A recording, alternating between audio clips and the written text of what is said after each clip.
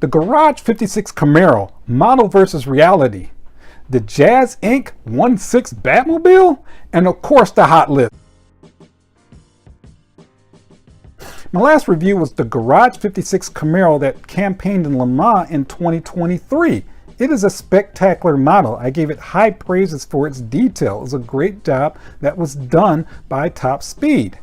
Now, the one that I did review was actually the race finished model, and there were some comments that were in that review that mentioned that the dirty effects on the model, they're good. They weren't complaining about it not being good, but it wasn't accurate to the race finishing car, which really had me thinking. I wanted to go back and actually see how accurate the race finish actually was. And if you take a look at this video here, I think it captures it very well. I think if anything, there is a tiny little element in the back of the car where you can see where it is a little bit different than the model. But other than that, it's pretty darn close and it's more than acceptable. So the dirty version, I'm actually giving it even higher praises because Top Speed definitely captured most of what I would want out of a model that has a race finish. It does look realistic. If you're somebody that plays around with cameras, you could fool somebody and make this look like it's the actual car versus a model. So I just wanted to mention that both the race finished and the non-race finished are great models to have, and yes, if you're into values, they definitely will go up in value. Out of curiosity, I was perusing around for different models as I do my research for my news, and I came across a model that isn't necessarily a collector's model in the sense of automobilia, more so for movie memorabilia, and it is the 2022 Batmobile that was in the very last Batman movie. This car is really a hodgepodge of muscle cars. It's not necessarily any specific car that I could do research on. It looks a little bit like a Dodge Charger, especially in the rear portion of it, but it's not officially any specific car.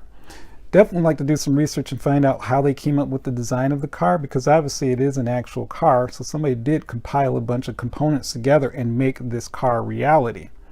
Now, what got me curious is this company is called Jazzinc, and they've been around for a relatively short time actually, and they're known for their models, mostly the figurines, and these are fairly large figurines that they make sometimes. Some of them are scale as high as 1/6, so yeah. And they also produce cars. What stunned me was this ginormous 1.6 Batmobile, and they have it in two finishes, one clean and the other dirty, and the dirty version looks spectacular. As you can look through these photos, oh my goodness, this thing is just beautiful. It looks very realistic, and it also comes with lights and smoke. So there's actually, there's a battery and you add water to it and it actually produces smoke. The engine detail looks very good. It also makes sounds too, by the way. But the number one thing that really shocked me more than anything else about this model was the price. This model retails for $1,400. Now, $1,400 is nothing to sneeze at. That's a lot of money for any kind of model or diorama or any kind of car. What got me confused was, this is 1.6, which is, it's big, okay? The largest scale most models that you'll find in is going to be in that 1/8 scale. You're going to see a lot of amalgams done that way. There's poacher models that are done that way as well, some IXOs, but not 1.6. Most of the time you're going to see 1/8, or I'm sorry, yeah, 1/8, or you're going to see 1/12, which brings me back to the pricing. This is $1,400. On average, a non-opening BBR model at 1/12 scale is going to retail for about the same amount, $1,400, and nothing opens. There's no lights, and there's no engine sound, and there's definitely no smoke.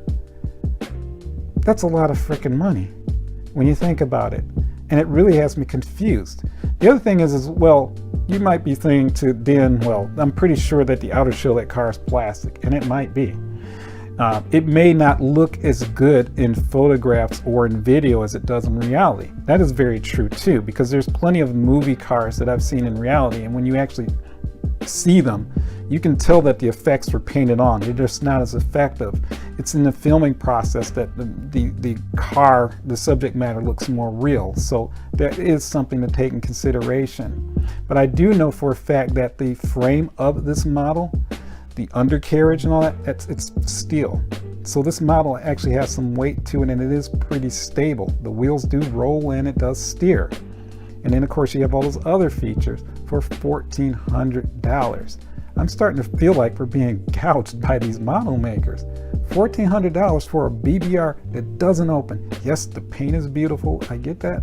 I get that. You got to pay for the Ferrari license. I get that. But $1,400 for a smaller scale, $1,400 for a 1/6 scale. That's just mind-blowing. Be curious to see what you guys think. And now we're moving on to the hot list. The hot list are models that are soon to be released or have recently been released, and they're gonna sell out quickly. Today we're gonna start with Spark. Spark is releasing the Porsche 911 SV RSR Huna Pegasus. And yes, this one is a highly anticipated model, and it will definitely sell out quickly. Prices are already running around the $273 mark, which for the Spark retail, and again we're talking US dollars, the price should be around $250, just saying.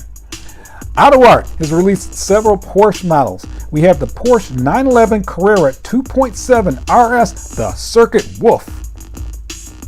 We also have the Porsche 911 Carrera 2.7 in Viper Green. Again, this is about the Circuit Wolf enhancement. This one has black stripes. There will be other colors to follow, like light yellow with green stripes, golf blue with black stripes, and I'm pretty sure there'll be other colors to follow as well. Finally, we have two fine examples from Barago. We have the Ferrari F80, the 2024, with full openings and a working lift-up rear wing. So far, the colors are going to be the Ferrari red as well as the yellow. Next is the Ferrari SF90XX Stradale, and this one comes in again the Ferrari red, or Rosa as some people call it, and again the Modena yellow. I'm very sure there'll be other colors to follow. This of course is a full opening model. And that completes this week's hot list. I hope you enjoyed the content. Please like and subscribe. That is the best way I'm going to know you're enjoying these videos. Happy 2025. Look forward to seeing you next time.